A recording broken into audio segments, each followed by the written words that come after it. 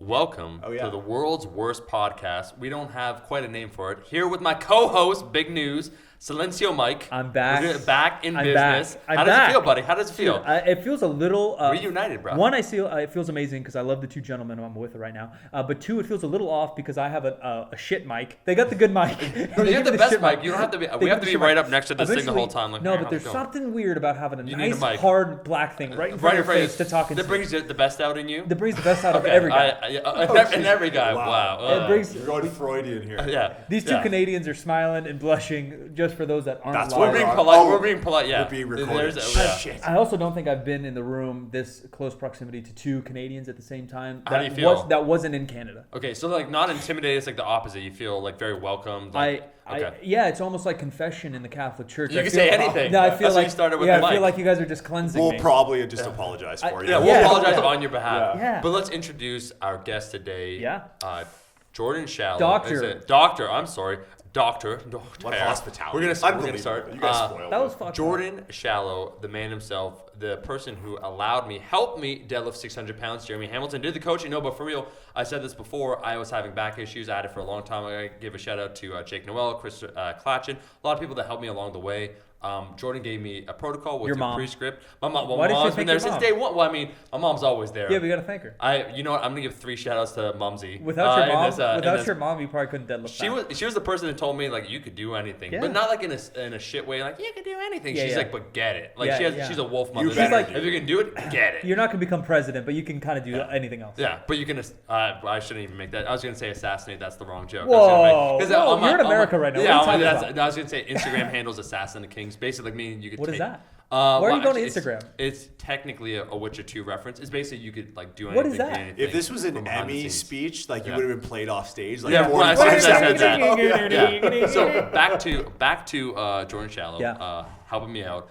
Jordan, you have worked with a who's who when it comes to powerlifters. You also have your own podcast. You have your own business. Just say hi to the people. Talk a little bit about yourself. Yeah, no, what's going on? Appreciate you having me here. I was here. I feel like I watched the Big Bang happen earlier today. We created we're the entrepreneurs of the fucking world. We created like businesses and like. It was amazing. It was mid-set. We're hustling and grinding. It's weird when we're sleeping. We're like telepathically talking to each other and hustling and grinding. And then we wake up at 3:30 in the morning and then we hustle and grind even more. We'll one day share the story of how we came to be, but it's interesting. But you were there, so yeah, it was incredible. It was like we talked earlier, maybe like how we both really like Neil deGrasse Tyson. Yeah. When people pose the question like, what happened the Tuesday before the Big Bang? Right. It's just like a total paradox. So going to Neil deGrasse Tyson, I'm not much into that stuff. I like him. I love him. And I like hearing him speak, but I don't know that much about Oh, really? Oh, dude. Yeah, I just don't know much. But lot. I read something awesome that just happened. Our very first interstellar meteorite has come into our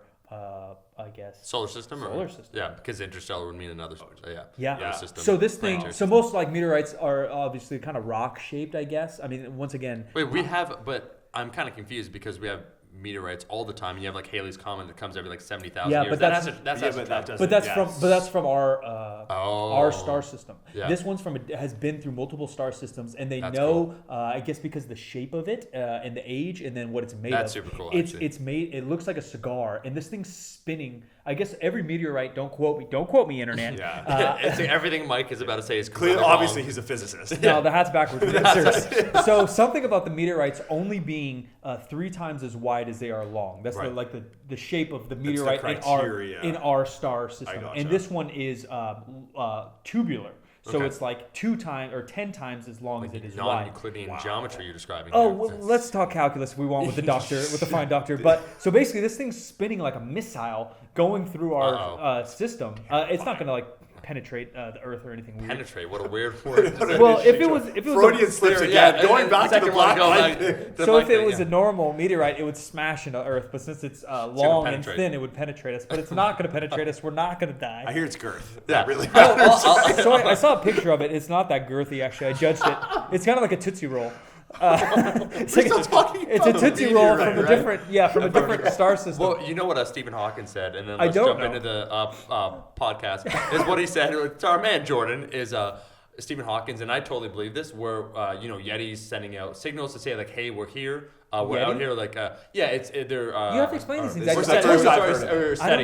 messed up. Or is it SETI? I'm honestly right. Something is. Basically, they're reaching out. They're trying to communicate with extraterrestrial beings, saying like we're here, blah blah blah. And Stephen Hawking said, and a lot of people, like really intelligent cats, say that's a terrible idea because we're basically broadcasting like, to the whole galaxy. Yeah, because we're like, think about it. We don't have whatever can hear what we're broadcasting has like interstellar travel. Maybe I can travel across galaxies. Who knows how advanced they are? We are. Maybe they would regard us. Neil deGrasse Tyson said, "How would they regard us? We're the equivalent. If they're humans. We're like ants. We're the difference in intelligence. So they might stomp us out. So we should just. But I'm going to double down. I'll go down. I'm going to double down and quote my man Neil deGrasse Tyson. Because honestly, when you get into it, I'm not that into it. I'm into it. Yeah. Close off the schedule, draw the lines. We're not talking about looking around. No, because I love where this is going. Yeah. Because his apprehension is the fact that he is projecting human nature onto things that aren't human. Right? Manifest Destiny is very much a man thing, where it's like, why saying that this other being that can intercept or hear what we're saying is going to act like us? Because we're dicks. Right. Yeah. Why are these? Acting, but even if they act like us, we are dicks. You said they might want to destroy us. But it's like but even his apprehension, Stephen Hawking, or this is Neil deGrasse Tyson analyzing Stephen Hawking's apprehension in coming across like extraterrestrial life is like, well, what if they're just nicer than us? What if they're better than us? And if they're that far along, they probably have to be. And that's why I was going to say this is getting super nerdy, but I love it. So they call this. Michio Kaku has a few cool books. The main man himself would be Brian Greene, who wrote stuff about string theory. But the whole concept is they rate how advanced a civilization is on a few different criteria. So Earth as an entire planet.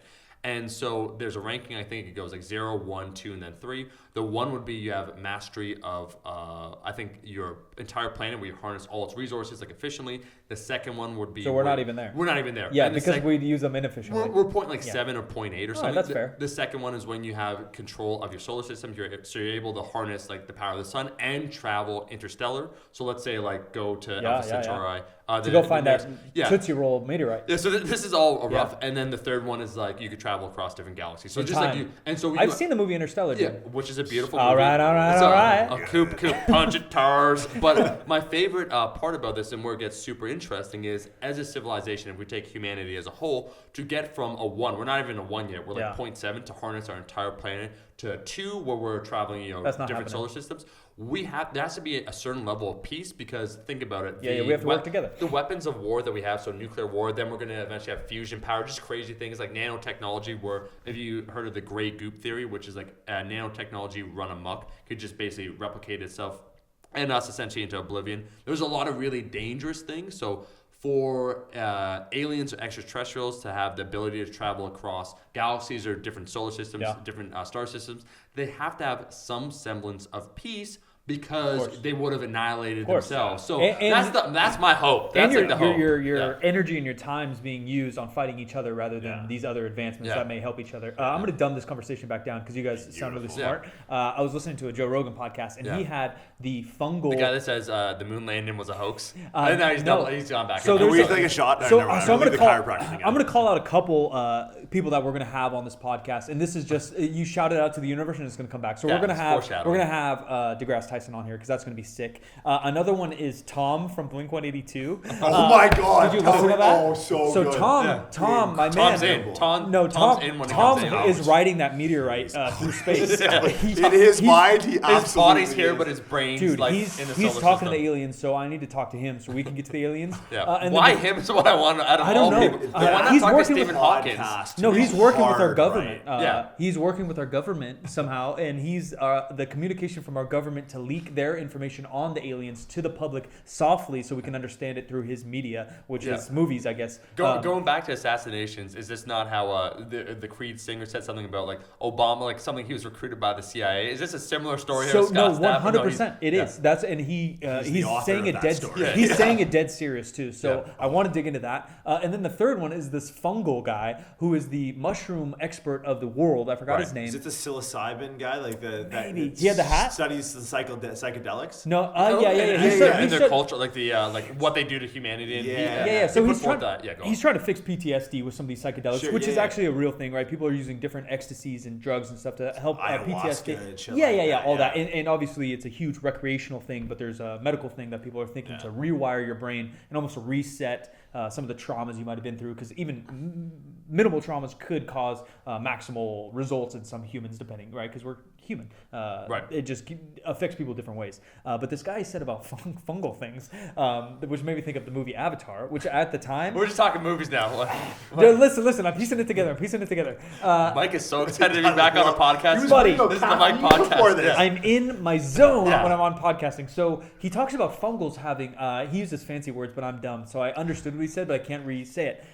Basically, that fungal is 30% of all of our soil on the planet, dead or alive, which is already insane. But then it communicates to itself. Yeah, I love where this is going. So like Avatar, like that tree is talking to itself, and then the humans come and try to kill that fucking tree. But then the Avatars are really mad because the tree's alive and it's their god because it communicates with itself. So they think. So mushrooms are god. So mushrooms talk to themselves. Jordan was listening to. I remember the study that he cited where it's like. Now you smart people take what I said and make it real. What I got from that is Mike loves the movie It was Avatar. almost like I did like Avatar. I saw it twice in theater. There's very few movies I saw twice in theater, and that was one of them for some reason. Let the man Jordan talk. Well, no, it's just like I speak saw that because it was like it basically replicated what they tried to do with artificial intelligence, but this fucking plant that gets you high did it itself. Yeah, way beyond. It was just like it put food sources in different places, and it was a map of a city. I think it was like maybe Chicago or something, or maybe it wasn't a real city. There was a map. I think no, it was a real city. They talked about it. I forgot. Was it Chicago? I don't know, but it was. It was like city. a big metropolitan city, and it was basically like it put food in different places, and that's obviously the resource that fungus needs to proliferate and stay alive and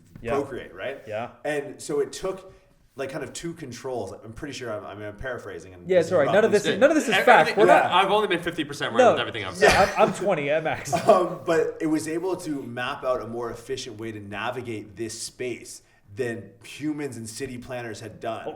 Based off of just the commodities within the city. Yeah. So it's like, if you think have you heard about the artificial intelligence stuff that's gone way awry? Like, with Facebook, where Facebook did one. It's amazing. They started communicating with one another. Microsoft did one. It's scary. Well, the funny one, the scary one was like, what's the movie or the TV show Westworld? I never saw it. I haven't seen it. So Westworld's about shit like this. But the Facebook one was interesting because they showed up one day and like it had developed a new language independent that it was talking to itself. So scary. How frightening. It's insane. But the funny one was Microsoft had a similar issue, but it was way more comedic. Yeah. No, not. Okay. You live by this. You're gonna wake up to robots surrounding your house. I'm fucking ready. That's why I work out. That's why I play Call of Duty. When my toaster starts acting a little weird, I'm gonna smack that bitch. No, but the other one, the more interesting, or maybe not more interesting, but funnier one was Microsoft had tried to develop a similar artificial intelligence platform. They did, but the way it sort of understood human interaction is it gravitated towards Twitter to start learning the English language. How it communicated, it was the worst. It just started like... Well, it started spitting out racial epithets. That's amazing. Okay, shut her down. Yeah, Twitter's better than like Reddit or something, but there's some weird shit happening on Twitter. So I think it automatically found its way to Twitter based off like social media or however it did. The algorithm worked out, and then all of a sudden it started, using racial epithets and was like... No. Well, I mean, think about it. Like, Facebook is the scary one. I use talk text a lot. I'm constantly driving in the valley. Right. I am not worried about artificial intelligence based off what Siri thinks I say and send to other we're a people. couple steps away. Yeah, I think so. No, we're far away, but like guys like Elon Musk, where he talks and about, even Stephen Hawking is worried about it. Oh yeah, no, I think it all is that something can go sour fast. I think it's absolutely a concern, which is why if we do, like, I do absolutely believe there's aliens out there. But it's like, how have you guys transcended all these problems? Because it seems like it's not just one thing. Like, let's talk about artificial intelligence, let's talk about nanotechnology, let's talk just about like the weapons that we have, bioweapons, all these like different things. It's like humanity seems, not that we're fucked, but there's a lot of different things that could go wrong really fast. Like 6 different ways. Like, I'm waiting to hear a siren I've never heard before. Like, oh shit, like 200 years ago, like none of these problems existed. 100%. Like these are all emerging problems as like society as a whole gets closer and technology gets You think better. aliens have touched down here?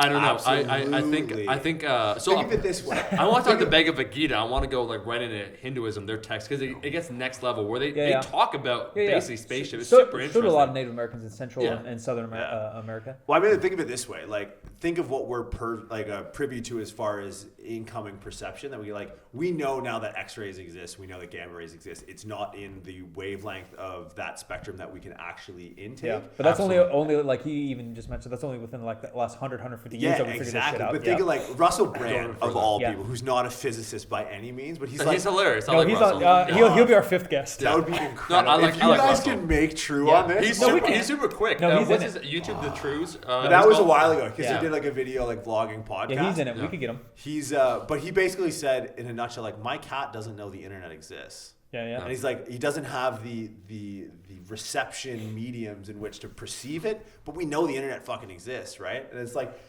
it's a whimsical part of me that wants to think that aliens existed, but based off of that really basic criteria, or go to like evolution. Yeah. Right? We talked earlier about what's like the genetic difference between us and chimpanzees, like 1.2 or 1.4%. Yeah. And then look at the difference in functionality. Like, chimps aren't fucking podcasting. You could argue that chimps are podcasting right now. That's what you think, bro. Yeah, could you imagine? Yeah. Well, I've seen Planet of the Apes. Caesar!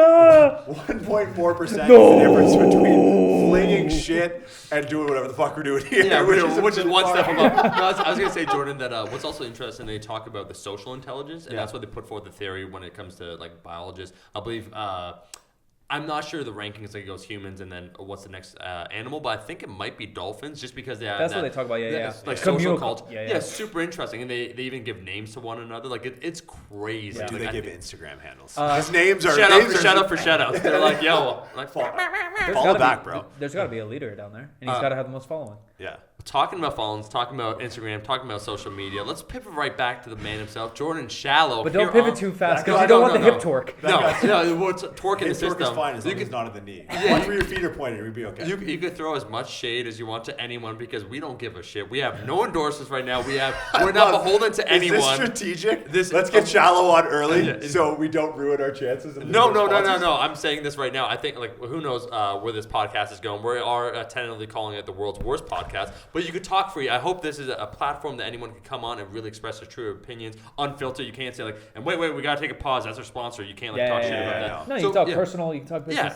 So talk us through a little bit about yourself, Jordan. Where you were just saying we talked a little bit about Windsor. You're a Canadian, a fellow Canuck. We're here in Sacramento, in California. Beautiful. Again, second time. Yeah. And you know what? Sacramento's going near and dear to my heart. Like a lot of people don't like Los Angeles, but every time I go to LA, I'm on vacation. Yeah. Every time I'm in Sac, I'm with this guy. So it's like a 2-hour drive is positive memories. We talk about that too. Like we don't like LA much, LA. but one of our business partners and good friends, Barquan's down there, and we like the gym down there. So like, we go to LA a lot. Like same idea. Like I don't love LA, but I like what we do down there. Yeah. So what brings you to California? Canadian. What's going on? Sure. Like you're, so born St. John's, Newfoundland, East Coast. Yep. East Coast all represent. My parents are Newfies, which to Americans will mean nothing. Go to Maine.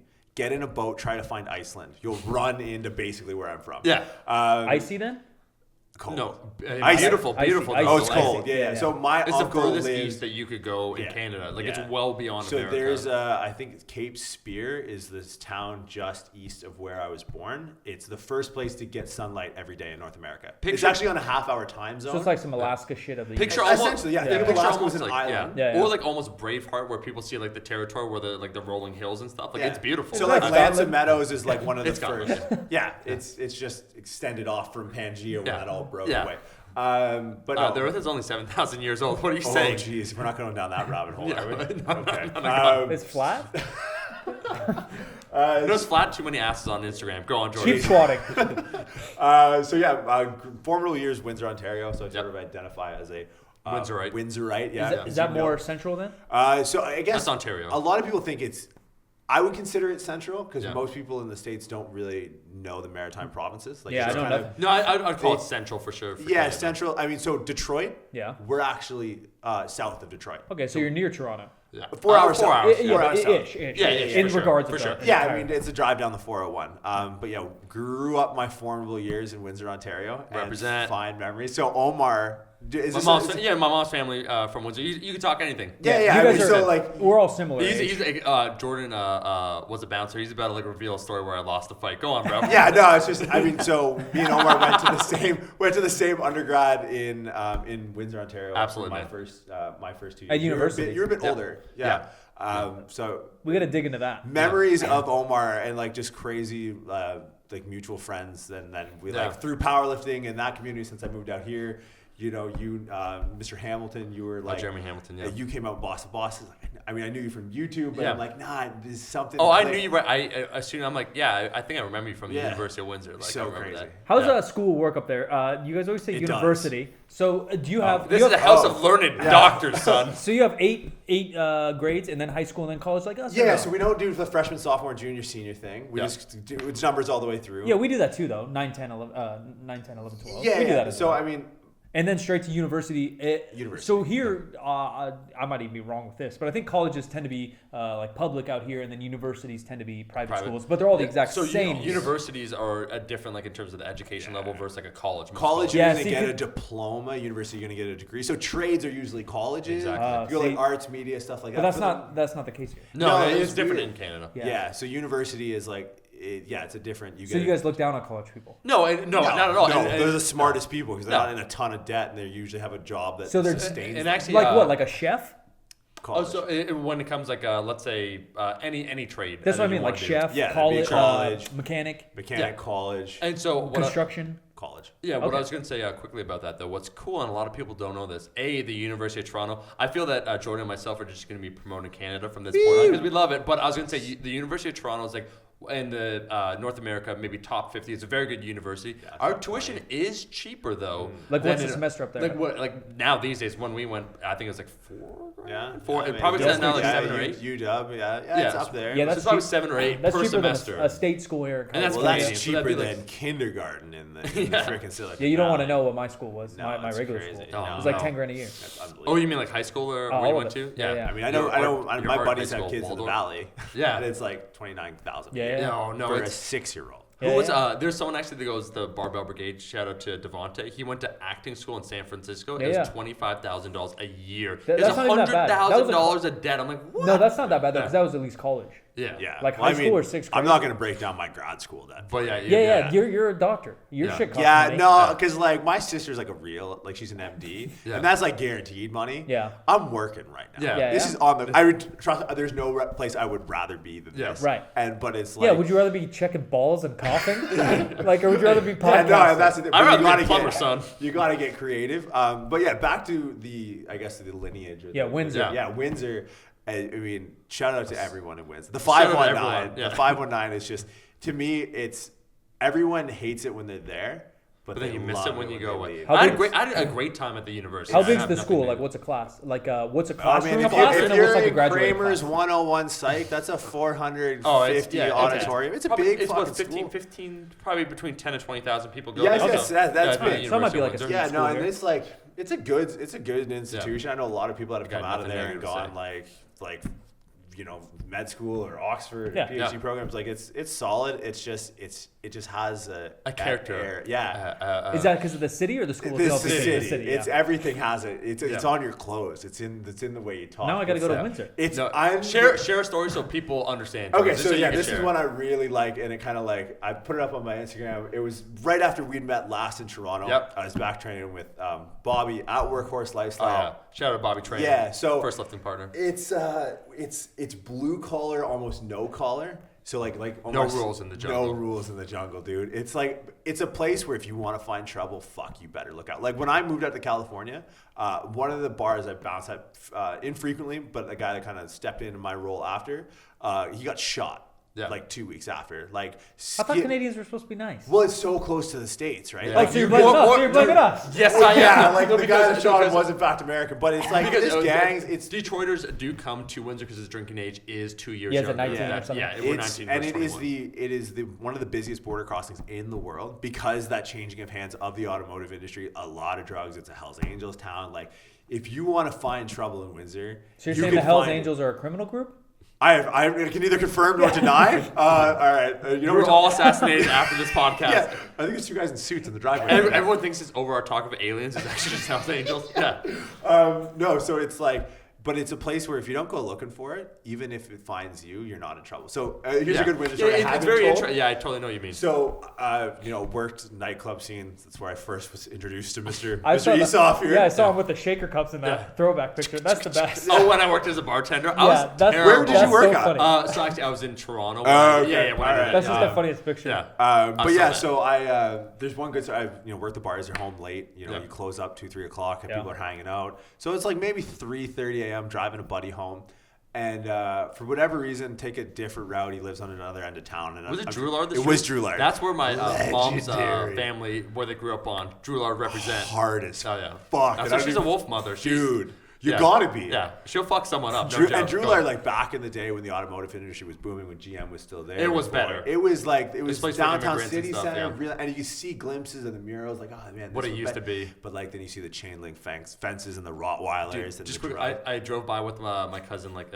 several years ago, and there was just like a daytime prostitute like. Oh yeah. Just on well, she was outside of Teasers, which is so probably sad. It's. I mean, I've never been inside. I'm sure it's a fine gentleman's institution. Yeah. But it's like, I think one of the nights is like C-sections and scars night. It's bad. Yeah, it's super What is that? Drouillard is just like... It's a strip club. Yeah. Mike's like, what goes on there? But yeah, so we were at an intersection. I think it was a couple blocks up. I mean, it's not going to mean anything to anyone other than Windsorite. So like maybe a couple blocks south from Wyandotte and Drouillard, which is like you're kind of in the belly of the beast. There was a guy that was walking through the intersection, red light. It was only me, my '98 Sebring convertible, my buddy Shane next to me, just fucking hammered. This guy had a fucking chainsaw ready to go, no shirt, jeans, intently looking for someone. It was probably Eminem. And it was, right? He was shooting a music video. Yeah. He was looking for Kim. Okay, we'll go down that road another time. But because that's a segue in Windsor.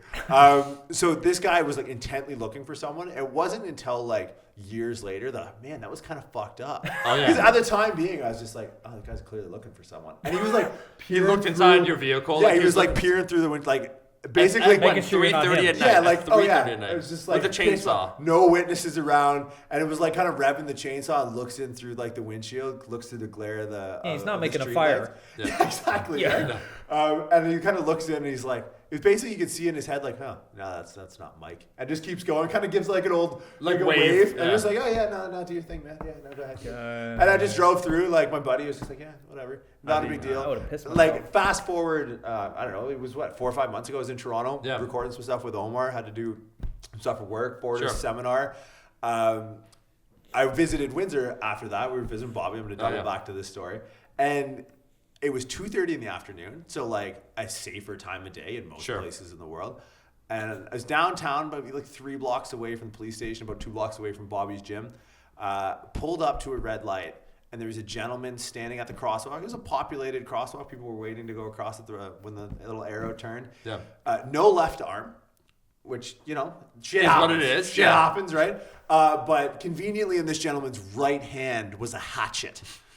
Like a fucking axe, and this bothered no one. Mothers, no one's like kids, running away. Yeah, and it's 2 blocks away from the police station, or 3 blocks away from the police station. Did he lose his arm from the chainsaw guy 4 years ago? Right? Or it's like, does the fact he not have the hatchet before the reason he doesn't have a left arm, or who knows? Is he carrying it because he doesn't have a left arm and he wants to keep his right arm? I was gonna say what's so funny is shout out to my cameraman Aus. So Aus is a kid that grew up like with a good family. Like his mom and dad love him. He like comes home like on time, all that stuff. He didn't grow up in Windsor. But he did not grow up in Windsor. But he's like one of those kids he's not edgy online, but like he'll just like he's like this, that, like like typical like kids that see internet stuff. As soon as Jordan, it was like 2:30 at night. I remember just sharing some stories. We were sharing some stories about Windsor. He just like went from smiling to be like, "This stuff actually happens." I'm like, "Yes, there's a like you see this stuff on the internet. You're like, oh, that's cool." Yeah, like, if it happens in front of me, it's real. Yeah. Like this stuff. And it's 2-pronged with Windsor, where it's like I love it to death. It's home. Like the people are great. There's a good like kind I can well up in tears thinking about Windsor, and it would take very little to do that. And it's like I wouldn't have like the I mean, what little success I have without people there, like they pay it forward. Like no one's, they'll give you the shirt off their back. They'll give you the chainsaw. They're friendly out too. of their Like hands. the chainsaw on the hatch. Sounds like the Midwest. Yeah, like and Midwest I America's like like that. that. I identify with a lot of people in the Midwest. A lot of Americans like Wisco and like Sure. Milwaukee and stuff like that. But Windsor is just, it's bare knuckle. It's crazy as hell, but it makes you appreciate what you see everything. is what you get. Yeah, and I like that. Like when you're here, it's like I think people in California, because California is the superlative. Like in the world, everyone tries to get to California. Yeah. Sure. And it's like if you grow up around this, I think you can kind of get like maybe a little numb to how awesome it is. Yeah. Like I love Windsor because it was fucking gritty. Because it's like you're gonna see that chainsaw, you're gonna get in that bar fight. Yeah. You're gonna, there's gonna be nothing to do. You're gonna die driving home. Yeah, where it's just like when I go anywhere, everything's fucking unreal. Yeah. Like the people I hold to a higher standard, but it's like when I'm back home, it's like I don't think about that there's nothing to do. I just appreciate, like, it's almost like Spartan amenities. It's like very minimal. The simplicity that you Do have. you sleep with little boys? Whoa. Where is that? This is not Freudian going to slip be a on my segue. part. to Is anything. that what the Spartans do? Look, Minimal amenities. It's like if you're gonna do something in Windsor, if you're like you go downtown, it's on Olette, and that's what you do. And you tell every time you're down there, you go, man, downtown's the fucking worst. I'm never going out again. And shout out Then you go, yeah. Shout out to the Boom Boom Room. Oh And wow, also that's Jack when the guy Rabbit got Slims. shot. Oh, That man, was my yeah. first. Dude, Fuck off. That was my first bouncing job. That's at where I Jack used to go. Slim. Boom Boom I think Room. that's where I first came across you, was Jack Slim. Oh, really? Yeah. No, I totally went because my cousin's friend owned it. Is Yeah. this a bar Who's called your the? cousin's friend? I'm blanking on his Sure. name, but Yeah, that's Is fine. a Boom Boom Room the name of a place? Yeah. Because you know what It's the like Boom that. Boom Room is. No, I have no idea. More like hip hop. That's like I think just a stripper room or like a. Oh, a yeah. banging It was like room. it was like a Euro club basically. Like they played like a lot of like Serb house music. Yeah. A lot of Serbs in Windsor. Yeah. God Yeah. bless them. But yeah, Boom Boom was the spot. Like Steve Aoki's played Boom Boom Room. Like Yeah, no, they it's a spare spot. no. Steve Aoki in the Boom Boom Room. But I was gonna say, so you grew up in Windsor, feeling that stuff out. What brings you to California? Yeah, Why sure. did you decide, like, hey, let me get a couple $100,000 in debt? Yeah, what'd you study there? Yeah. Started off studying history and political science. Okay. And then switched gears into exercise science and community health. Did my last 2 years in Toronto before chiropractic college drew me out to California. And why California? Honestly, California. it's something different. The weather was huge for me. Just like my sister, she left when she was like 17. She went to North Carolina for her undergrad. She did her master's at Queen's. She moved out to Australia for med school. So I was like, you know what?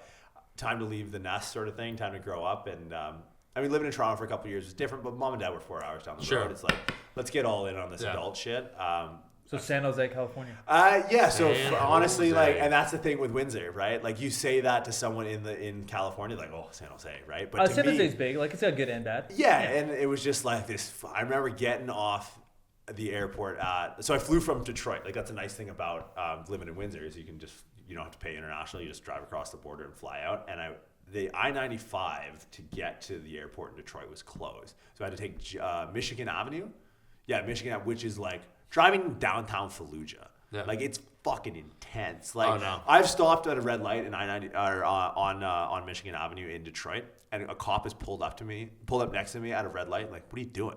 Yeah. I'm like, it's a red light. He goes, yeah, no, around here. And like, he looks around, and he's got a fucking gun on his hip. He's like, you treat it like, if you can go, just go. Dude. I remember just quickly, I went to see Guns N' Roses with my cousin. So we went to Detroit. They're playing Detroit. And he got lost for a second, and I went to roll down the window to ask for like help. He's like, roll that window right back up. I was like, oh shit! Like, I didn't know. Like, yeah. So and then I remember doing that and landing at SFO, and then like SFO is, one of the first subdivisions, communities, small little areas is going to be technically not in San Francisco. No, it's it's like south, like maybe a little south of.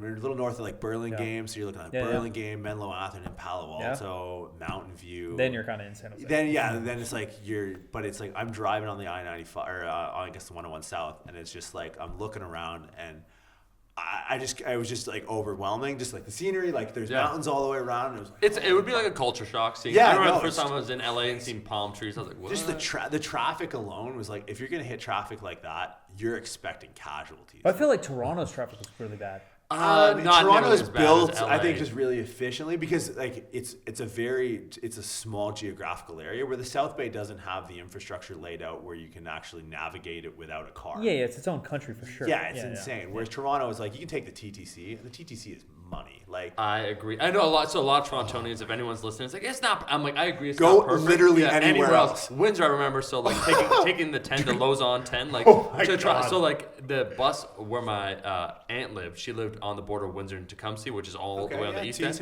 Yeah, nice. And so you take the Wyandotte, the 2, and it'd run to like maybe midnight.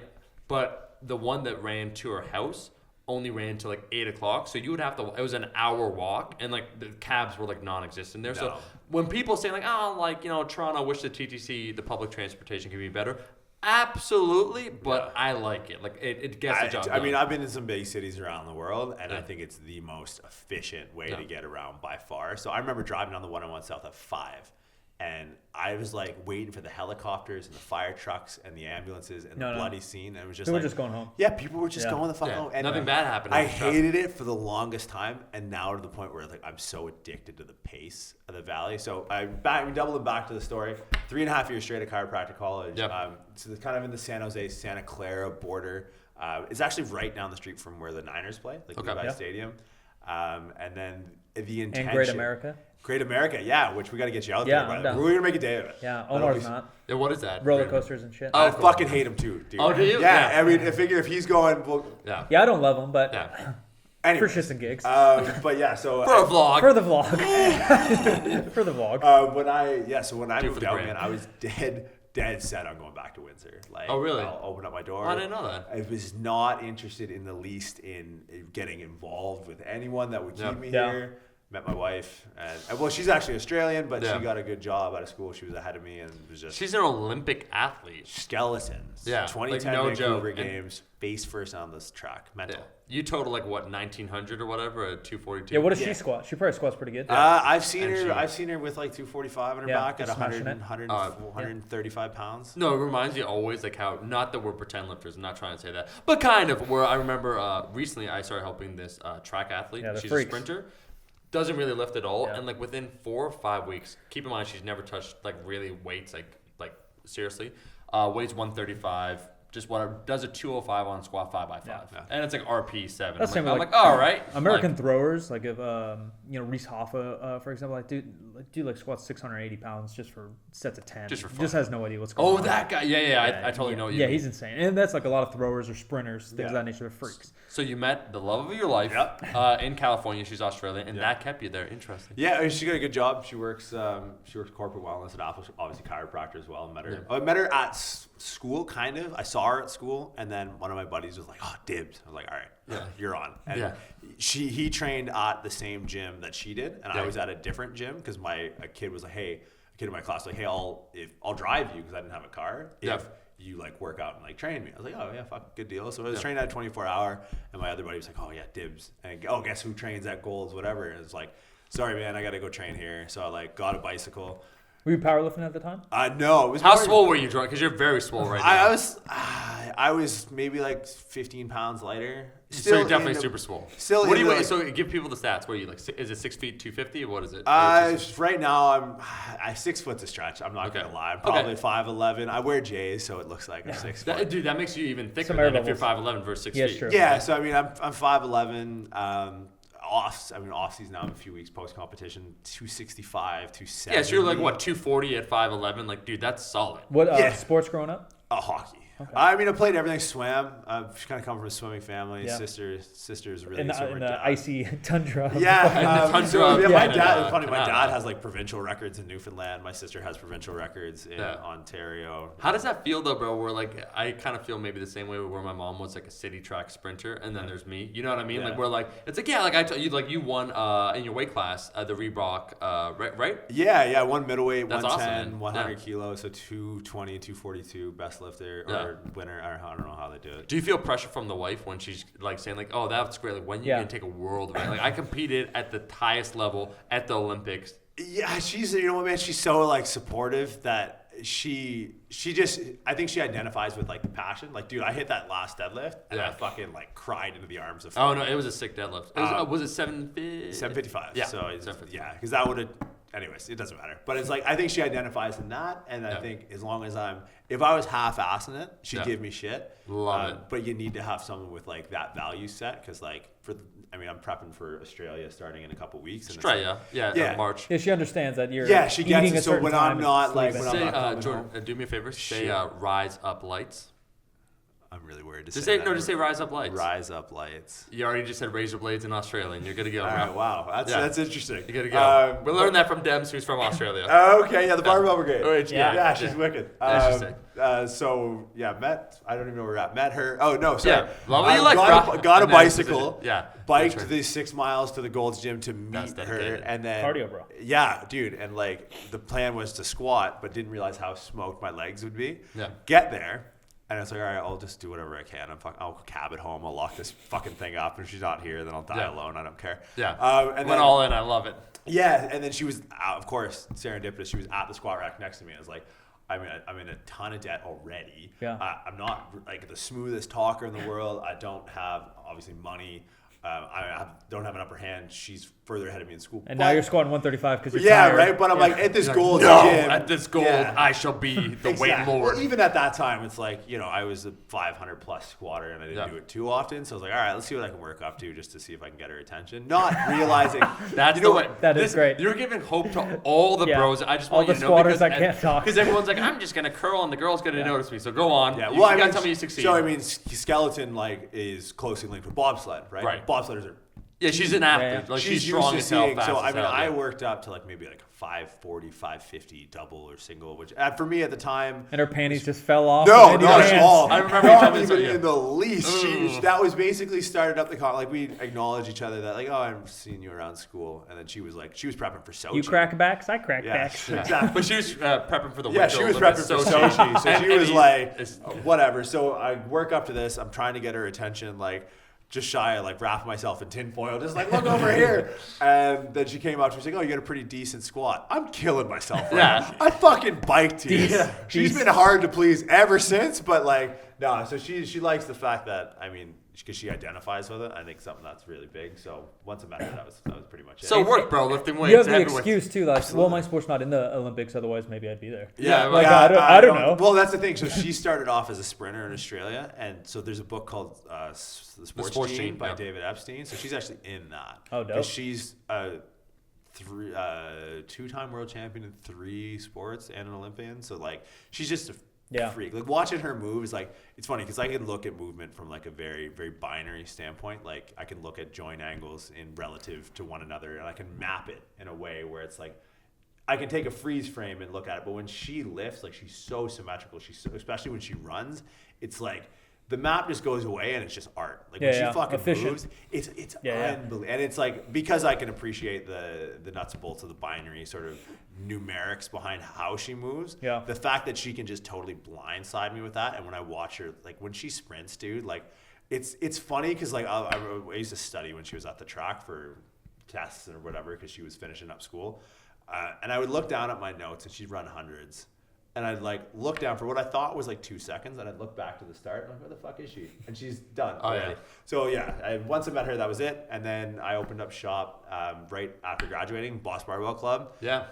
For those that don't know, Boss Barbell Club, Dan Green. Dan Green, he's the boss. Legend. Yeah, so he's the boss, Dan Green. Well, to me, he's the landlord. Really. Oh, he's the landlord. You're not a legend to me. You're just the landlord. No. Dan's. He says how many world records? So he's like over 9. Yeah. He's 9, and technically his 242 in wraps still stands. Oh, really? Yuri Balkin beat it, but he beat it on like 4 attempts a lift. And the plates thing, but whatever. Yeah. So Dan, kind of took me under. Don't pull out semantics on our podcast. No, all right? I will absolutely. Dan's the homie, so I gotta look out. Gotta represent. Yeah. So 9 world records. He's extremely well known in the powerlifting community. Yeah. Basically ran the 220s and 242s for 8 years. Yeah. He was like he was kind of the face of powerlifting for. He brought the aesthetics into powerlifting, which brought us powerlifting to the main. And now all the powerlifters you see that are like, they look like they could be bodybuilders. Right. That he started. Are you talking about us now? Yeah. Now is it to me? It was Strong Guys or something? Okay, but how do you get that gig? Oh, sure. So it's funny. The two most influential people in my life for the past 6 years, I met at the same red squat rack at Gold's Gym in Santa Clara. Wow. So I met my wife there. Sure. And then I met this one gentleman, Bill Newman. Bill is in you know Bill? Yeah, I know Yeah, Bill. by his own right, a fucking wicked powerlifter. Yeah, he's a strong dude. He's been in the game a long time too. Yeah, no, he's been around. Like he started the single ply days, then he went raw. He's done super heavies. I know he's done 308s. Yeah, he's been big. He's been up. He's been Yeah, down. so I met Bill all at the over squat rack, and we just became friends. Like this guy was like big. I mean, he's typical powerlifter. Big dude, big beard, like big face, big jaw. Just a big human. Like his knees are big. Yeah, like, he's a big dude. But like equally big heart, like the nicest guy in the world. He kind of like came up to me one day and was like, "Hey, can I work in?" And then just to see this guy like ass to grass it with like $6 in a commercial gym, I was like, I want to be friends with this guy. Yeah. So over time, developed a relationship with him. Then he started training at Boss. Obviously, Dan owns Boss. They were training together. Similar top end strengths, like Bill. What year would this be around? Oh, geez. I graduated 2 years ago. This was probably 2 years before that. So 4 years ago, it's 2013. Yeah, 2013, 2014. Okay. Yeah. And then, so Bill left, started training at Boss. Then he would come see me in chiropractic college. There's a clinical portion where you can kind of work with patients under the the $5 haircut for students kind of pretty deal. much. Yeah, and honestly, like, this might not be safe, but they'll crack you cheap. Yeah. Sign here, and here, thumb and print you're good to here. go. Yeah, so he came in and started working with me, and then through that, I got connected with Dan. I started working with him my last year of school, and then I'm simultaneously working at Apple's Corporate Wellness Center. Sure.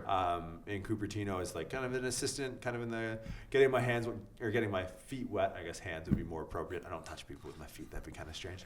Wet hands is a little weird too. Wet hands. Were they wet before you started touching them, or is it like what's the process? I did have to ice my hands a lot because I saw so many patients, 245 patients a week. That's an insane. Oh, you know what, dude? Best thing for my grip strength and my deadlift. Really? Yeah. You're like, I'll never let go of. Pretty much, dude. Just kneading human dough for fucking 12 hours a day was crazy. I bet also like treating now powerlifters. Yeah, some big different. old boys. Like I remember that like a lot of let's say chiropractors or some people like that. They treat regular folks, it's cool, and then you bring a 300-pound dude that's like all muscle. Even 200. Like 200 is not a normal human. No, a 200-pound dude that lifts is not a normal human. And that was it was a big contrast going from Apple. Like, dude, I'd have software engineers that are you're gonna break it. Yeah, so it was. But I think being able to scale the stimulus, and that's something I preach now across the board, whether it's physical therapy or chiropractic or rehabilitation or even strength training, the ability to scale your stimulus is huge, right? So that gave me a lot of practice on the personal side,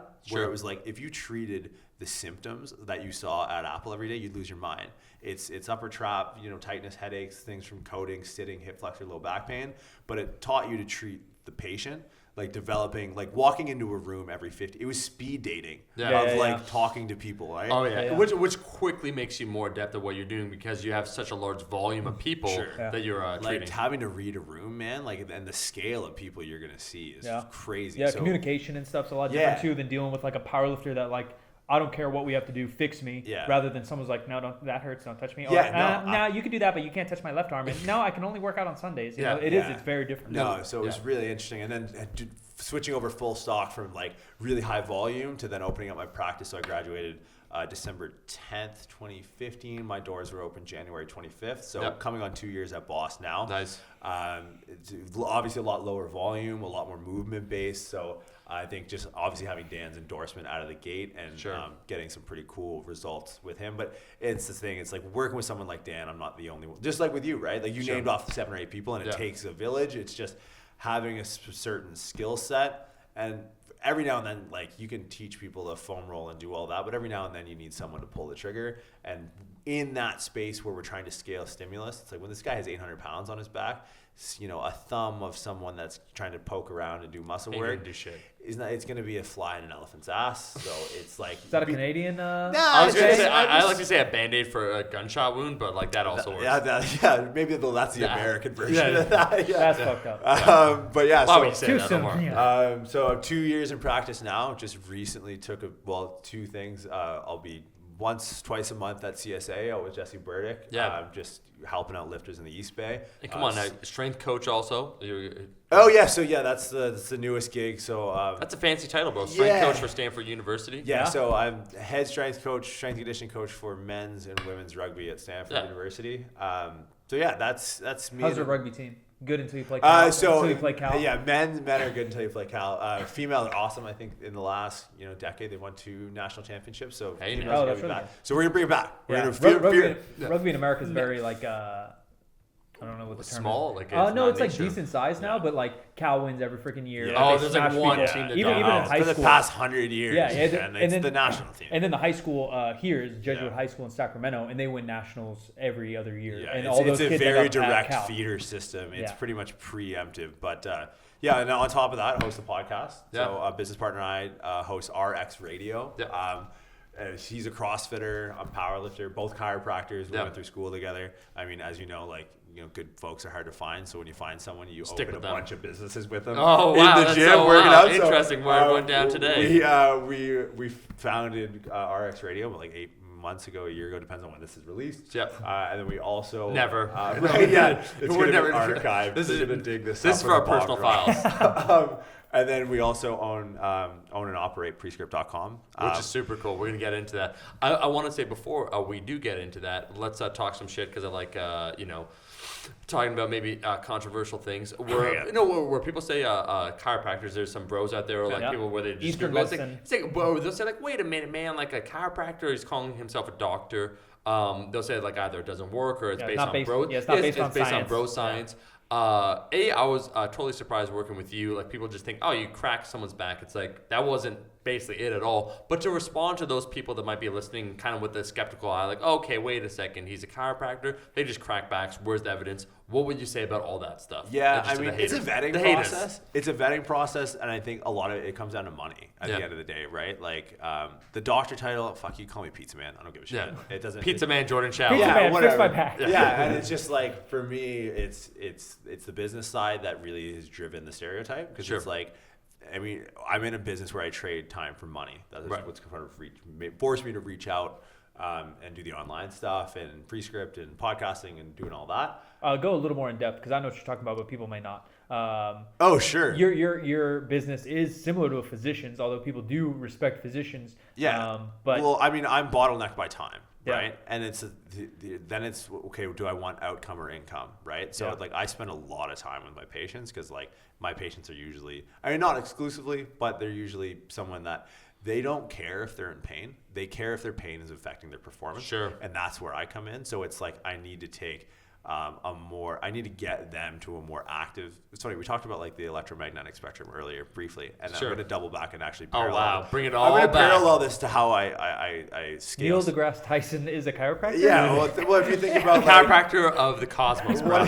Exactly. He's cracking stars. Well, if you think about like human movement on a gradient similar to that of the electromagnetic spectrum, it's like a lot of like chiropractic as a whole, physical therapy, all these modalities are, let's say, left of the spectrum of, and let's call our visible light spectrum that we can actually see. Let's call that like internal stimulus, right?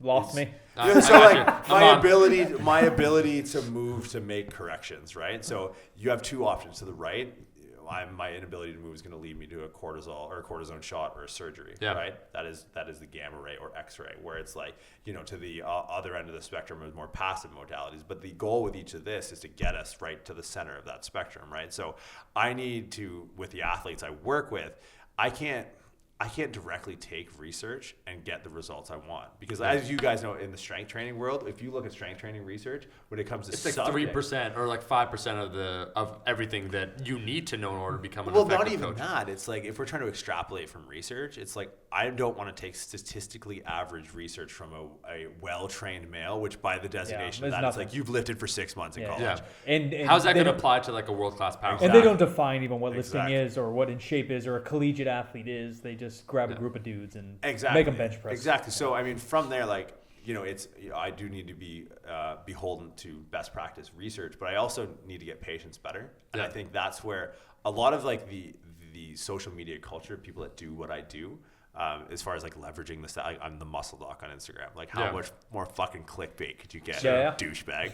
But it's like, but I think what I see a lot is a lot of like internal dissension within professions, whether it's chiropractic, whether it's physical therapy, and they almost turn themselves into treatment nihilist because the research isn't there. It's like, listen, when I got Dan on the table, or when I got, you know, some world record powerlifter or football player, rugby player, when this person's livelihood, I'm not going to sit there and fucking cite research to them. I got to find a way to scale this passive stimulus to get them within that purview of their own physical movement, that they can actually start scaling the stimulus themselves.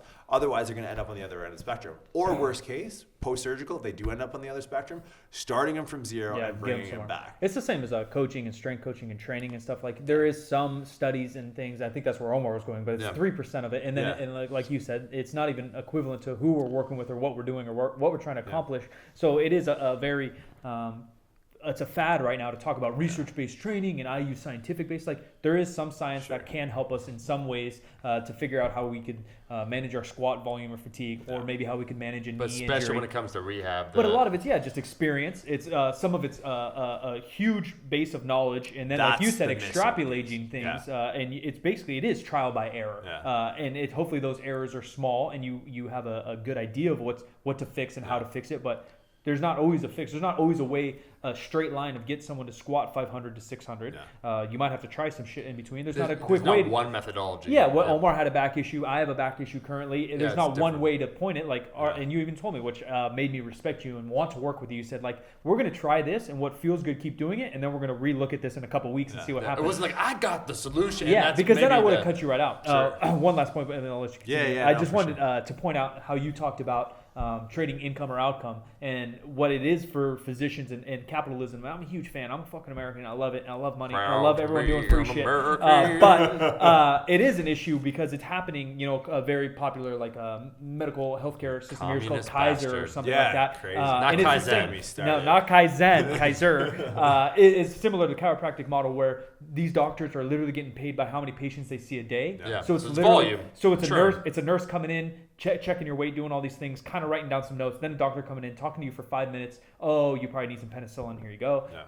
They're out. All right, knock that off the door. And that's the same with what turned into the chiropractic model. Chiropractor as maybe a practice or what they do to actually fix people, and what's commonly practiced by chiropractors is different, where they are on a similar model where they're getting $50 per person in the door. And so they're coming in, crack them up, on your way, heat that thing up, don't lift for 3 days, you hear that drink back a lot of crack, water. that meant you were tight. Like they're just going, it's like the magic trick. It's like often whether with they the trainer, believe it or not, they believe that they have a mortgage and kids to feed at home, so it's like, we gotta drive it through the door. I wrote one super bill for an insurance company once for like one of my first patients, and I like traced it down for like 6 months, and it was like no return. So I was like, I didn't get paid for that. I was like, you know what? If I want to chase people down for my money, guess what? Windsor, Ontario. I'm fucking coming. So I was like, you know what? I'm not. I'm all cash. I only want to deal with people that value their health to the point of that dollar. So it's like, that's exactly what it is. And so that's like lifters, like serious lifters, people that are willing. And so what's interesting, it automatically kind of puts you through the process of needing to be very good, because if you don't produce a result, they're done with you.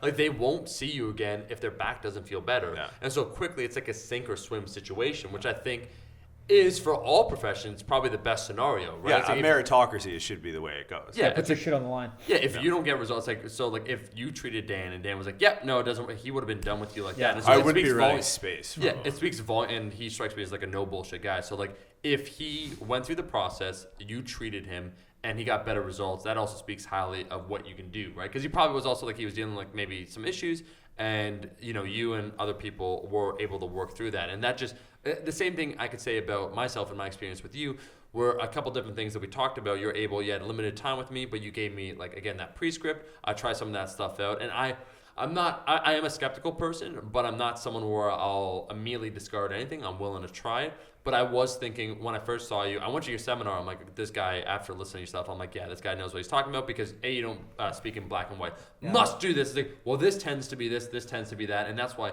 oftentimes, which is unfortunate, the gurus that come out or the rise to the top, they'll be like, I'm a keto guy. I'm a low carb warrior. Oh, you want to fix your back? It's glute pull throughs and you'll be fine. Yeah, it all has to do with your glute medius. You're like, it likely is the case. There's also this, and I think that's why it was so funny. It's like, it's not sexy often what you do because like you're sexy, but like but you're sexy. When we did, and we're going to talk about the Muscle Doc Instagram handle and Dubai Daddies in just a second.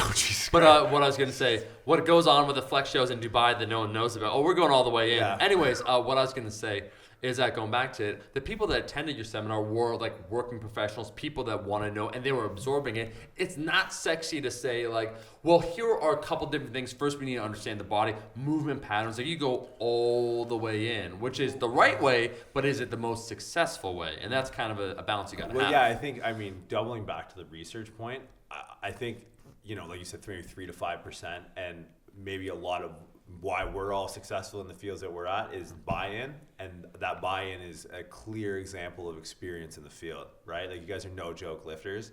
We're all right. Joking aside, Mike's a good lifter. Joking aside, I had to put on a white Power Ranger outfit to be like for people that pay attention to my lift. Otherwise, no one would care. So I think the buy-in on also like on the trial and error standpoint, it's like, well, I can try this on myself. Like I can put up, like Dan can put up a training block, and I can kind of put together like, all right, I think this is where I'm going to see a lot of this in the office based off like common imbalances.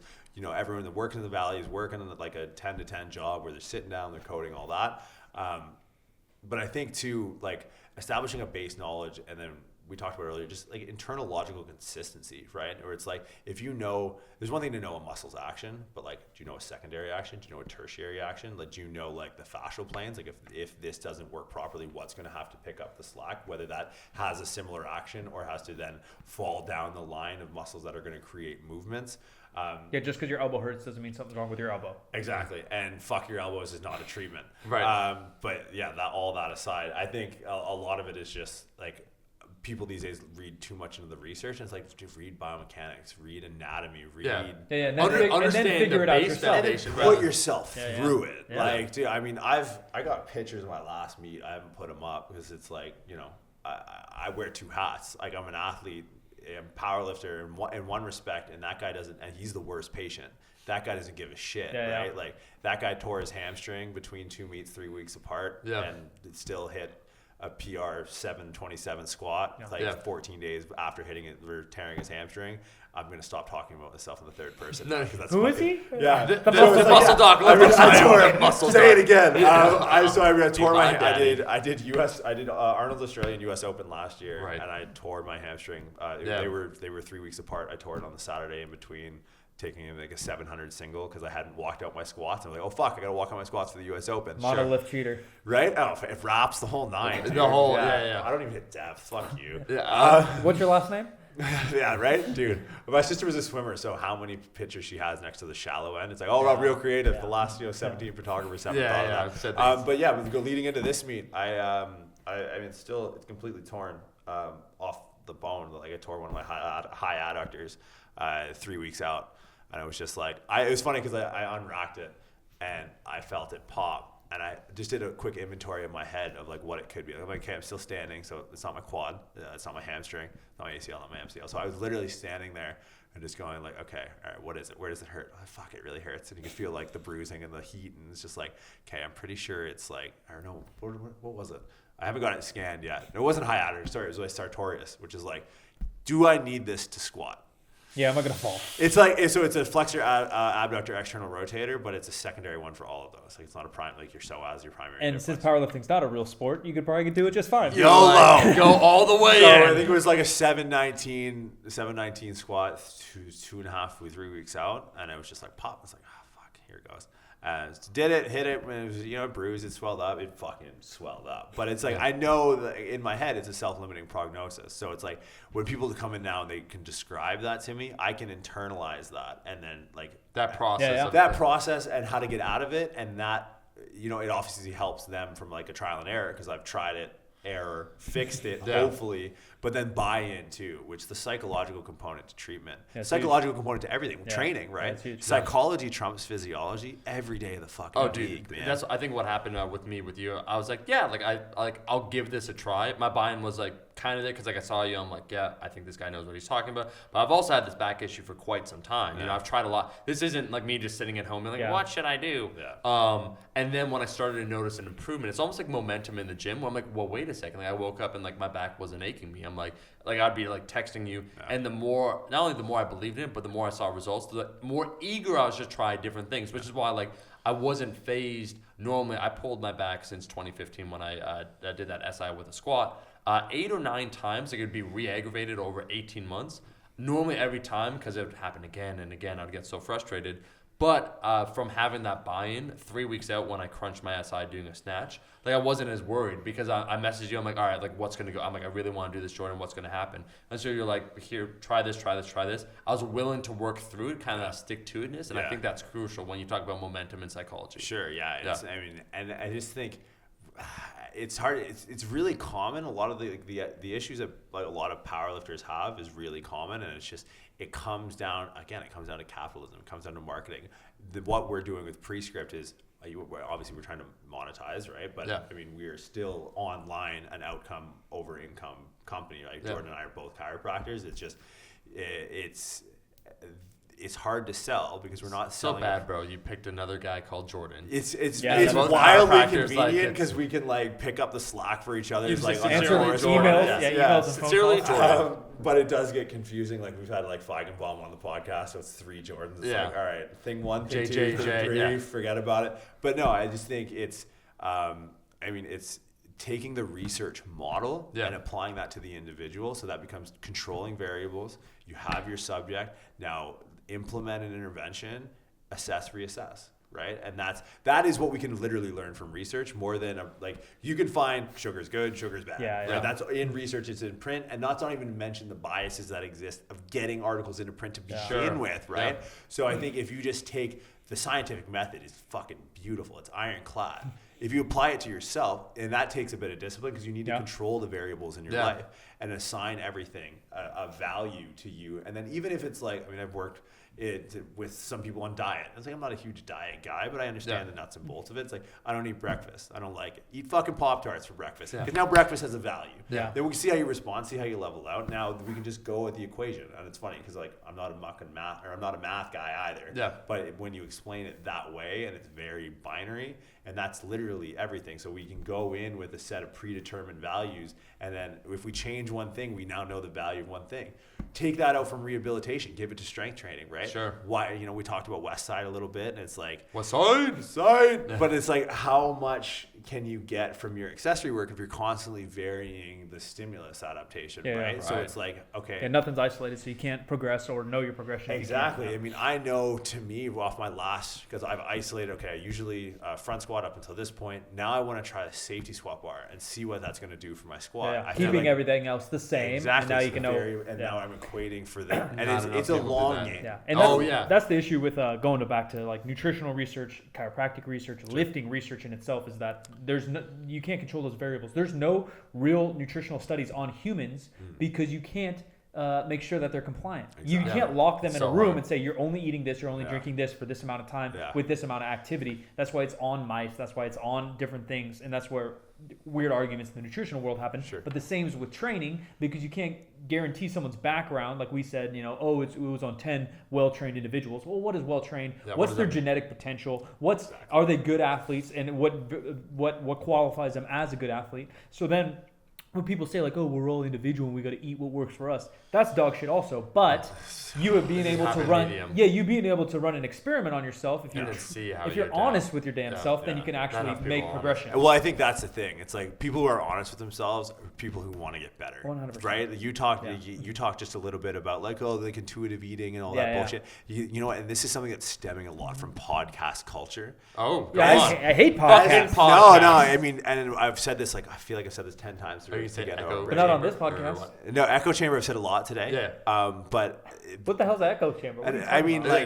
anyways. Don't derail my man Jordan. No, but podcasting culture allows people to be a mile wide but only an inch deep. Right? So it's like, getting I'm an intuitive. What does that mean? It means you're not striving towards anything. It's like, you know what? I'm an intuitive lifter. It's like, no, you're a shit lifter. That's fucking lazy. You got to be dedicated. That's what Shaco said. It was so sick, the interview. So we recently brought Boris Shaco, who said, yeah, man, like, what do you think, Professor Shaco, about, not auto-regulation, but the idea of using RP-based training to govern what you do versus percentages.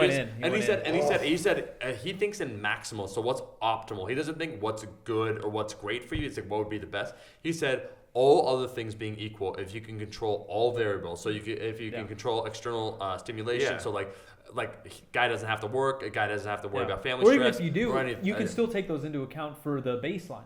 You're not going to. Very few people work 10-hour weeks this week and then 60-hour weeks next week. So that's your baseline. Yeah. So you can adjust. It's a constant. So you can adjust percentage. Go ahead. He said percentage with the coach all day over RP. He thinks RP is a fad. Yeah, so RP like it's come and go. I think for lifters like RP can work, but like for someone that wants to be a world champion, there's a difference. But I was going to say, talk to me about this, Jordan, because I want to circle back to Prescript, and then I want to ask a final question. Bring it on. I want to talk about this whole concept of Prescript, where you just said right now that you're focusing on trying to make people move better, trying to assess them. We basically, both of us went through this Prescript process. What is this? What are we talking about here? Because people think, so they hear chiropractor, they think back snap. And then get on your way. You basically, it's like, you're like the best thing you told me when it came to, like, you talked about the gate walk, you talked about moving. The first thing you told me when I pulled my back, you're like, you need to take a walk. Yeah.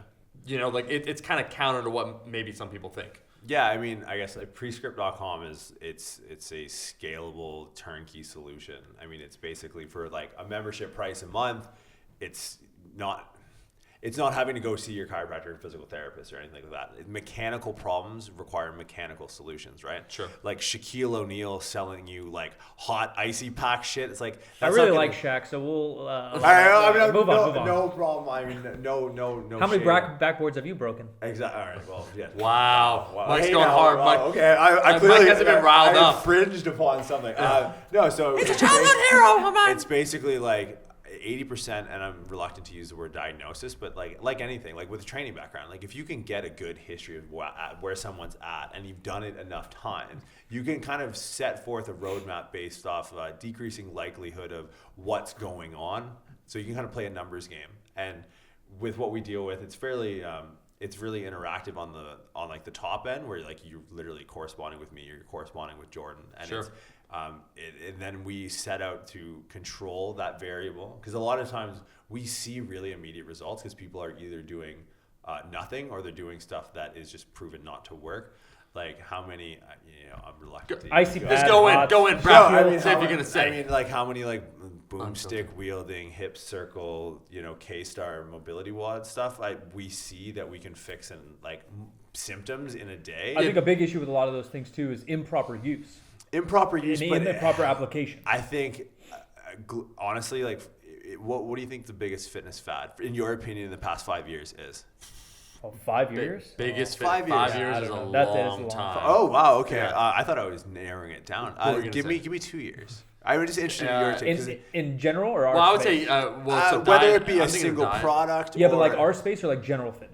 Kind of our space. Our space is some type of like body. I don't know if manipulation is the right word, but yeah, like a foam roll tool of some nature. I was gonna say keto, but I'm glad you both kind of came like some kind of grasped into yourself. Yeah, I think body tempering. I guess for me, and around where I know that. Yeah, but I think that's the most popular thing. Like, there's 20 companies with some kind of knife to. And I was just gonna say, back where I'm from, I think we just call that masochism. It's like kind of safety word banana. Yeah, safety word. Absolutely. When you do it to yourself. No, you're gonna be found dead in Thailand like David Carradine with like a belt around your neck, at some point.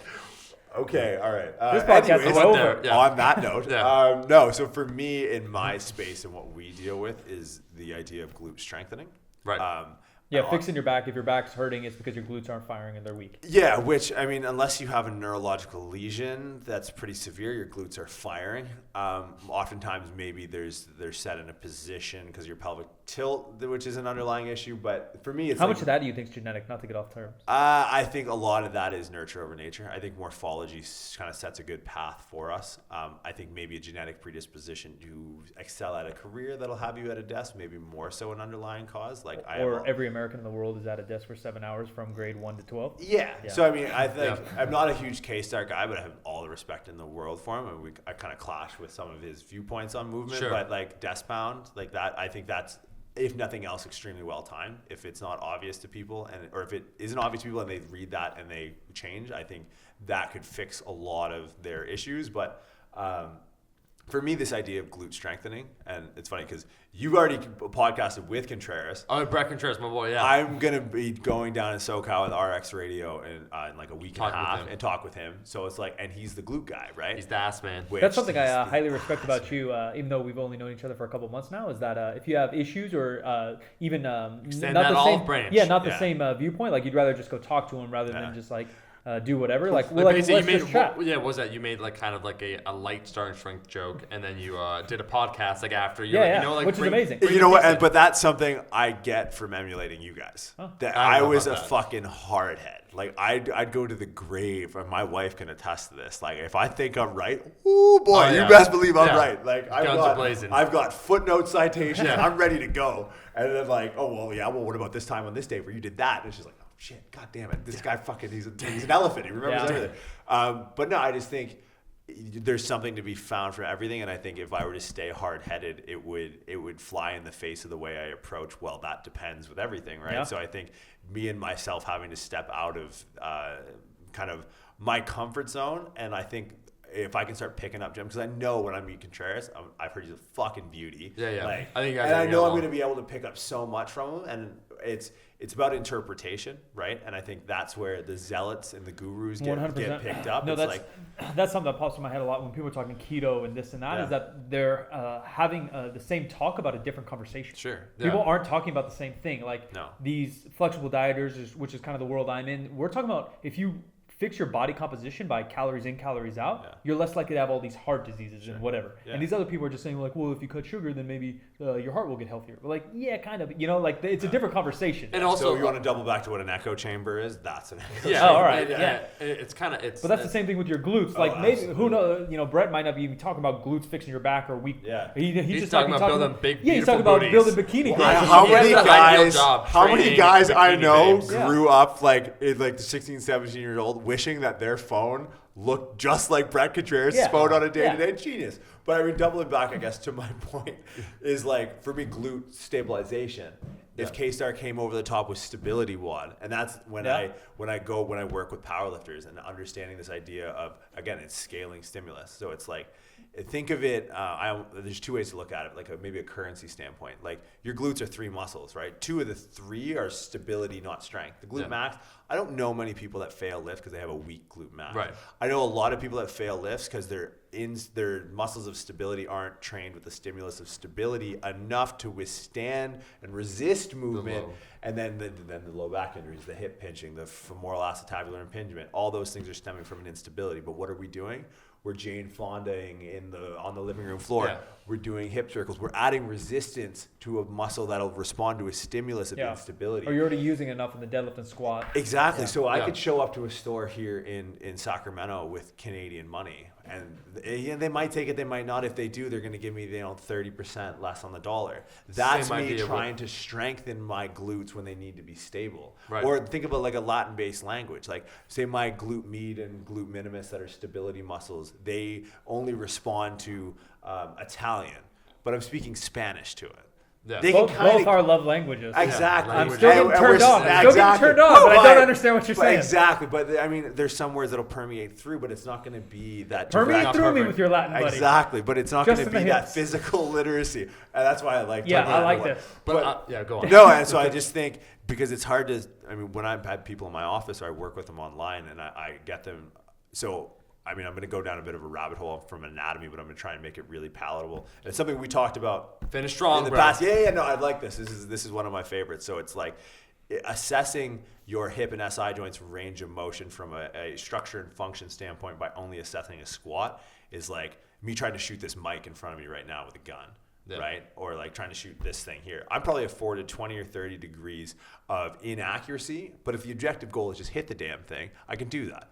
That's assessing our hips and our SI joint and our low back and our stability in a squat, right? Because a lot of people think function. Squat's really functional. Functional was buzz for a really that's the long worst time. word ever. Right? Oh, it is define your function. Yeah. Now I can go ahead and define everyone's function. Yeah. Put one foot in front of the fucking other. We are biped, ambulatory human beings. Yep. We can that outwalk. came from fungus, turned into monkeys, turned into us. Exactly. Turned into conquerors of worlds. You give me anything on the planet. I'll outwalk that. I mean, maybe not me, but like someone will out. Oh, you're a walking champion? Like that's how you kill lions in the Serengeti. Yeah, in Africa, that's why they study. It's like actually the hunter. People thought like either like sprinting this or that. They would basically just jog down an animal over an extended period of time, like 20 miles, like something insane. Oh, if you've ever read the book by, I'm going to blank on the author's name. It's called Born to Run. I read that. God, that tribe, the Tahumara tribe in the Copper Canyons in Mexico. Like, and they equate it to like, imagine waking up and going for a run in Detroit and not finishing until you're in Brooklyn. Oh, dude, no, it's amazing. I was just going to say, it was so funny. I trained a client that was a runner, gave me that book, Born to Run.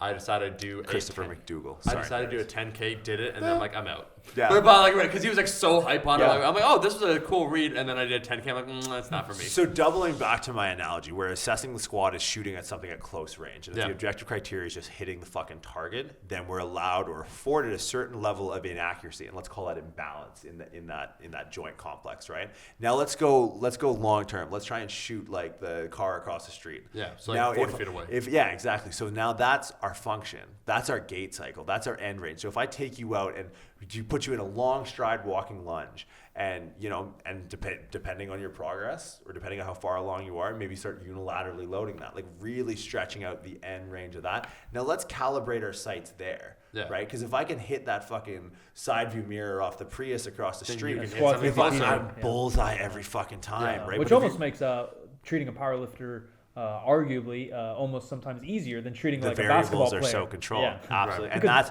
what I love about contrasting the strength and conditioning side and the preemptive injury prevention from a sports, especially rugby where it's contact sport. A lot's going on. Well, and sometimes injury prevention of sport like that is just rolling out a bigger stick than the other guy, right? Yeah. It's just like, are you hurt or hurt someone? That's kind of your it's goal. like who's going to get hurt. Exactly. So for me, it's like from a stability aspect is like let's focus on that distal trajectory first. Let's program this stability like it's weak quads or weak hamstrings, like it's your heavy front squats, like it's your heavy RDLs. Because if you get to the platform and you're 3 weeks out and your SI joint is fucked, or like you don't have that instability is your real rate limiting factor. Yeah, it doesn't matter. All the front squats in the world, you get hit PR on your fucking. Wait, so just doing a few glute bridges isn't going to solve it, bro? Crazy, it's right? A crazy notion that like you're banged up and just doing like one exercise. Your ability to exert strength is governed by your stability. Have you ever driven a golf cart before?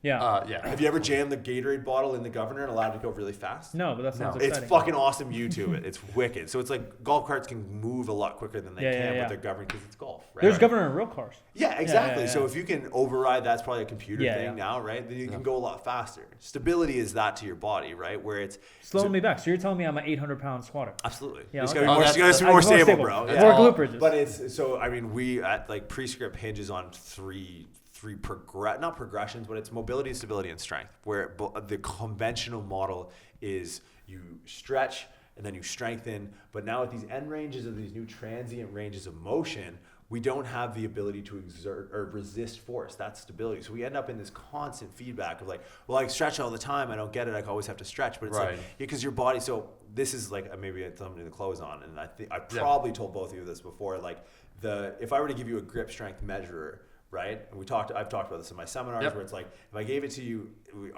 elbows at 90 degrees, arms at your sides, and you squeeze as hard as you could. And then I gave you that same dynamometer, grip strength measure in the full overhead, where would you be stronger? Now, most people automatically, and they just do it, they squeeze, and oh, okay, like, arms at my sides. It's like, okay. By and large, all muscles that control grip are medial epicondyle and down, have nothing to do anatomically from the position of the shoulder. But why is it that everyone intuitively says here? It's like, is it center of gravity? It's the fact that think of stability as a value of 100%. right? And it's something that needs to be comprised of and met at all times, that your body has to be in stable positions, otherwise it's going to get injured. Sure. So of that is two things that can fill that 100%. So we have functional and structural stability. So when our shoulders are here, it's in a fully structurally stable position. So that governor is allowing to relay 100% of our strength. Now, as we move our shoulder in the full overhead position, we're sacrificing that structural stability for mobility so we can actually move. And the shoulder is a good example because it has the most freedom of movement. So in that full overhead position, now that 100% value still has to be met. We still have to be stable if we want to exert force. If we don't have the trained function, the trained ability to resist force, our body will not allow us to exert force. Right? So in that full overhead, people are like, I don't really know. And it's like, it should be as really close to 1-to-1 as possible if you're training that stability. So by that simple example, extrapolate that to every joint in your body. Sure. Put the summation of that into a single lift. Put 3 lifts together and you have a total. So that's a pretty easy selling point from a powerlifting standpoint. And I think that's something that being able to scale that stimulus based on the input of the individual that we work with, working them through that spectrum and sort of finding their limitations on mobility that are not allowing them to get into unstable positions first, stabilize, strengthen. Yeah, I think you basically hit the nail on the head where you said that it was a different way of taking a look at things, where oftentimes people would say like, oh, well, you're tight here. It's like, okay, well, then you fix that tightness. Then where do you go from there? It's like, well, you just keep lifting the weight. Yeah, you strengthen it rather than trying to stabilize it. That was actually one of the things where we did like the gate walk, like taking those walking lunges and like some of those like airplanes or whatever, like getting in uncomfortable ranges of motion and learning to become comfortable in that position. Yeah.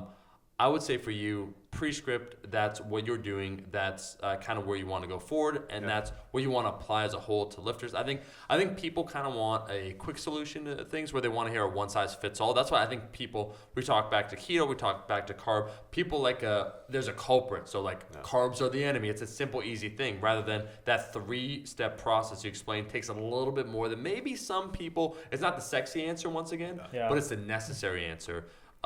Jordan, before we close out, we actually have to go back to something quickly. Mike doesn't know about this, but I want the quick story about the Dubai Daddy. I don't even know. What is it? I mean, I remember it was me, you, and House. We said the muscle dog. So basically, no one knows this. We're going to expose this right here. You heard of Harvey Weinstein. He's been, doing this I don't know where this is going. Oh, you don't? So basically, we're not going to name names here, but essentially, the whole flex show empire that exists, the posing with bodybuilders and all of those sorts of things. The fitness industry is known for people making money posing naked. Yes. Yeah. Thank you for airing that out because I really wasn't sure what was going on. But in Dubai, that is what do you call it? You said you knew someone, like we were just trading stories, that go to Dubai because you see people go to Dubai. That's where the money crew, is. The oxygen gym. These guys are crazy. So not those people, but like not to name names, but basically there's like sheikhs and princes and people there that have like a ton of money, right? Where you're then it's like, so let's say you get paid $1,000 like here to like do a flex show. It's like, well, they have billions of dollars. Yeah. So whenever you see like a certain person like just go to Dubai for like a show, it ain't for a show. I have heard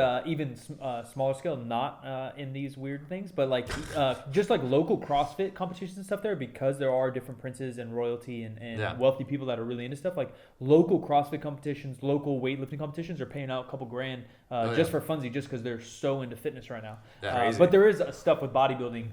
You don't remember that story with the guy buying a watch or the? I do. There you go. Oh my God. I didn't want to say the trigger. I was trying to let you like. Dude, it was a long day. Yeah, it was amazing. I've heard like different drugs are happening over there and things. So like there's a lot of the best drugs. Yeah, a lot of pro bodybuilders. I've talked to a few pros, and I don't want to implicate them. No. So don't say names. But pro bodybuilding, there may be steroids involved. Well, I just think some of it might be like the legal issue of there not being really any laws over there, and the money too. Right? Yeah. I think the money and then probably the steroids that they can get their hands on. It's a really interesting. I don't know why we're acting on this, but it was basically me and Omar and Alice were shooting at Fortis after a seminar I did there at like 3 a.m.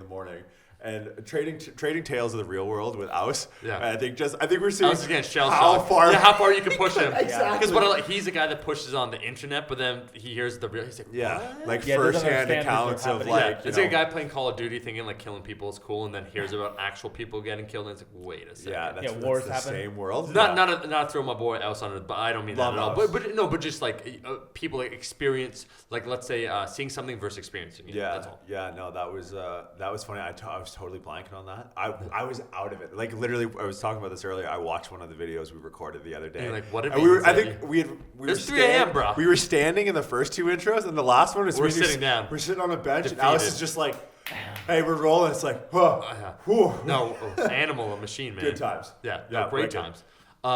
Mike, young Silent Michael, why don't you close us out? Muscle Doc, where can people find you? Okay, all right. I should have this down better. Just hit us with a gram, a website. Okay, so RX Radio. RX Radio on iTunes. So that's RX_D Radio. That's Dr. Jordan Junta and myself, our podcast. Which now that this is a tandem, this is going to be it's a duo. Going to be a thing. Yeah, you'll have you on our show. Well, thank you for show. I would love to be. Mike's on. already been on. Yeah, I wasn't invited, but we tried to do this in Toronto. We talked about it. Yeah, he's too good for us. So prescript.com. So it's www.pre-script.com. If you're in the Mountain View, California area or in the Dublin East Bay area, you can either find me at Boss Barbell. That's my primary practice, or Combat Sports Academy under Power Wad and Jesse Burdick. If you go to Stanford University, find me. If you're on the rugby team, I'll be there. Wear some short shorts, talk with some dudes. I'll put it this way, Jordan, you're the real deal. We like to only associate with people that we can vet ourselves. As a vetting process. We've experienced and interacted with a lot of people in the industry, so we like what you're doing, especially with Prescript, trying to help people out and trying to make it also understandable, where it's not as simple as people think. But that's not a bad thing. And once you understand it, you have the tools at your disposal then forever to try and manage some of these things and lift for longevity, which isn't talked about often enough. Yeah, it was just it's the most marketable way we can bring it to the table without sacrificing our integrity and selling foam rollers and lacrosse balls and heavy pieces of metal. So I think basic things that look like S&M toys. Exactly. Like foam rolling, like I want to draw in, just like in practice, right? Like I want to draw in people that value the education, that value the real deal when it comes to getting them better. And usually these are more performance based, but hopefully we can start reaching some fringes of the fitness industry and actually making a difference on the 9 to 5. But right now, Prescript is up and running, so that's our MO. Jordan, thank you for being on. Appreciate it. This is big. I feel like I'll be the first of episode 2. Yeah, that was me. I was there when it started, man. I loved it, man. Yeah, I appreciate you guys having me on. This was a lot of fun. Thanks, man. Ladies and gentlemen, give us a rating. Give us a review. Is that what we were supposed to do? Share this with your friends. Okay, share this damn thing. Yeah. We appreciate you for hanging out with the world's worst podcast. The worst! And we'll catch you next time. Peace.